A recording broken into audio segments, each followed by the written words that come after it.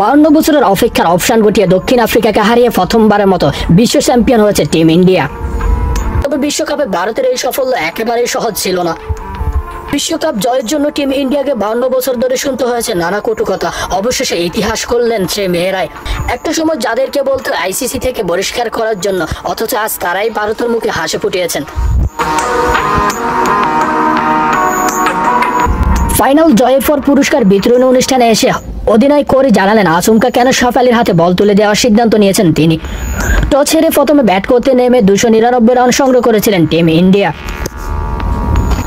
একটা সময় তো মনে হচ্ছিল তারা বোধহয় হেসে খেলে এই রান চেঞ্জ করে ফেলবেন। 20 ওভারের মধ্যেই তারা 114 রান করে ফেলেছিলেন। লারা উলবার্ট এবং সুনলিন্সের মধ্যে গড়ে উঠছিল একটা গুরুত্বপূর্ণ পার্টনারশিপ। আচমকা বল হাতে এলেন শেফালি বর্মা, তিনি এই পার্টনারশিপ ভেঙে দেন আর এখান থেকে ম্যাচের টার্নিং পয়েন্ট যেন বদলে দেন টিম ইন্ডিয়া। শেষ পর্যন্ত 52 রানে হারিয়ে দেন ফটিয়াদের। বিশ্বকাপের খেতাব জয় ম্যাচের শেষে ভারতীয় ক্রিকেটার অধিনায়ক হরমিত কৌর বললেন, ম্যাচে ব্যাটিং আর বোলিং রীতিমতো বেলকি দেখিয়েছিলেন শেফালি বর্মা। তার সাফল্যের পিছনে রয়েছে ক্যাপ্টেন কৌরি। ম্যাচ শেষে ঠিক সময় তিনি শেফালির হাতে বল আর ব্যাট তুলে দিয়েছিলেন। টিম ম্যানেজমেন্টের এই সিদ্ধান্ত নিক মাঠে বা মাঠের বাইরে, শেষ পর্যন্ত সিদ্ধান্ত নেওয়ার ক্ষমতা রয়েছে ক্যাপ্টেনের। শেফালির প্রতি এই ম্যাচে এত ভরসার কারণ কি? এই জন্য হয়তো অনেকে অবদান রেখেছেন, কিন্তু বাংলার মেয়ে রিসা গুচ তাদের মধ্যে অন্যতম উজ্জ্বল একটি নক্ষত্র। টিম ইন্ডিয়া যখনই কঠিন পরিস্থিতির মধ্যে পড়েছে ঠিক তখনই তিনি কার্যকর ভূমিকা রেখেছিলেন।